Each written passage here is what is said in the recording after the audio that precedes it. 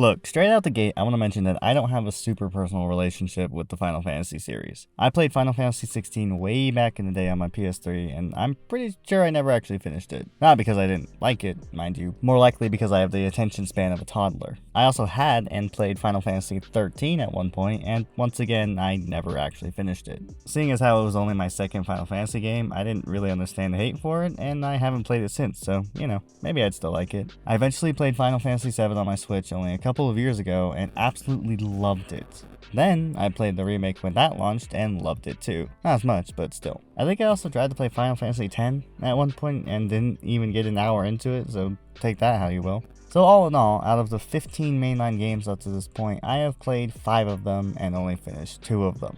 Like I said, I don't have a personal investment in the Final Fantasy series. I tried to get into Final Fantasy XV at some point, but with the movie and the anime seemingly being necessary to get the most out of the story, I never actually got around to it. Seemed like a lot just to get the full story for one game. Honestly, I wasn't even interested in this game at all based on trailers and the early footage. It wasn't until I gave the demo a shot that my interest in the game peaked. I had a ton of fun with the demo, and by the time it was over, I was both excited to play more and to see where the story went. Well, thanks to my buddy Maxx, I finally got the chance to play the full game and give my thoughts on it. One of my concerns going into the game was the accessibility of the story for me. I honestly have a hard time with more standard fantasy stories because the world building and lore is typically so deep and thorough and important to understanding the overall plot that I just get bored. Rip me apart in the comments if you want, but I don't enjoy Lord of the Rings for this reason. There's just too many weird names and places and people, and it's all just too much for me to keep track of. So I kind of just end up not caring about any of it. Now I recognize that this is strictly a me issue and a personal hurdle for my enjoyment of similar media. Most people probably don't have this problem, and that's great for them. I, however, forget things almost immediately.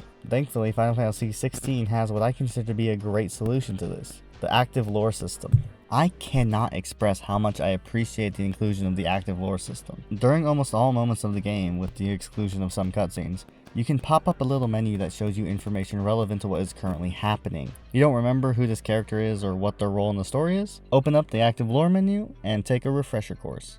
On top of that, later in the game you meet an NPC that is basically a human encyclopedia who you can talk to whenever you want to look up specific information about the world, lore, and characters. Plus, a different NPC has a couple of chart things that show you how people are related to each other and the movements of all the key players in the main story. This game did everything it could to make sure you knew what was going on at any one point. My tiny ADHD brain can't retain information for more than a few moments at a time, so I adored this inclusion. Anytime I had questions about who someone was or their connections to everything else, I had a way in-game to learn more. Also, if you don't need to do any of this because your brain works properly, then it's pretty easy to just not interact with. Outside of tutorials, the game doesn't really force you to use this stuff if you don't want to. Personally, it just helped me get invested in the world and story in a way that a lot of other games don't.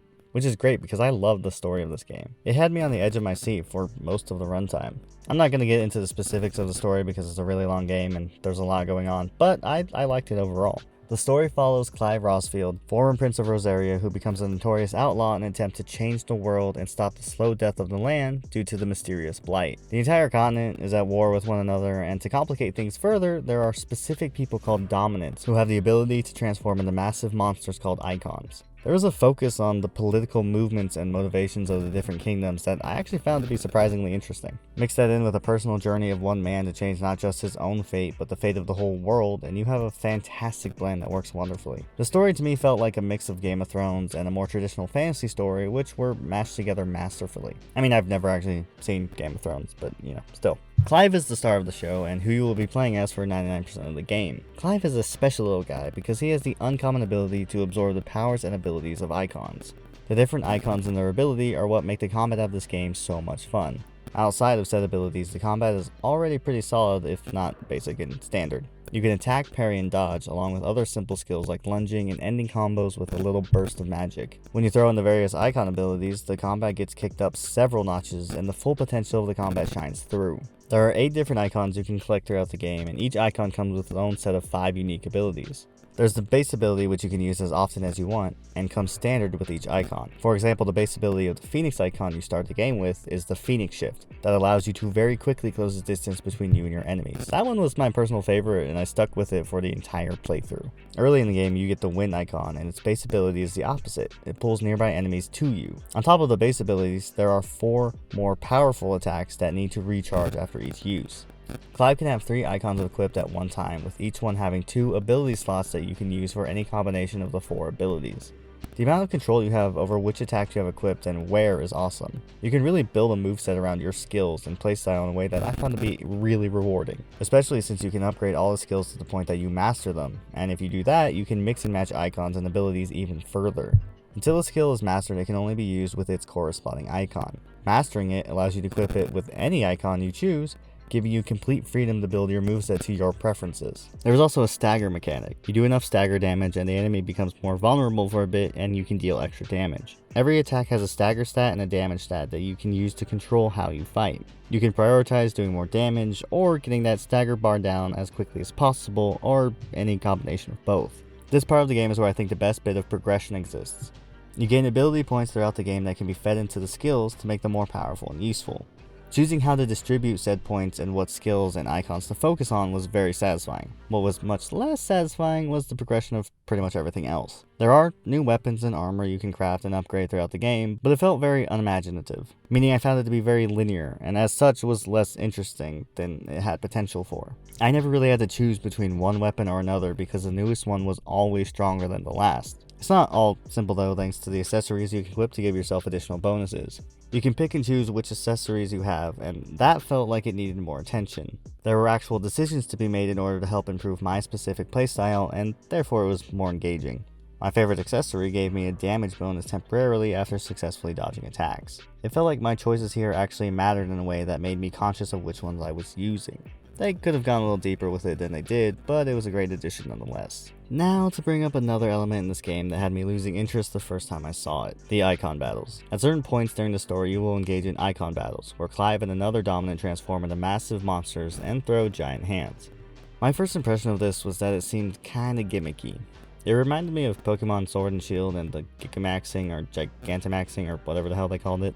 It seemed like it would be nothing but spectacle and offer little else in terms of depth. And after playing the full game, I will say that it's definitely a spectacle, but it is one hell of a spectacle at that. Seriously, the icon fights were some of the most hyped sections of the entire experience, and I absolutely loved them. I will also say that while the combat of these sections wasn't as deep as the rest of the game, it was deeper than I was expecting. It's not complicated or super rewarding by the end, but I think that's fine because it's honestly just so f***ing cool. The sheer scale of the icon fights was insane. They were massive, and you feel that as you play them.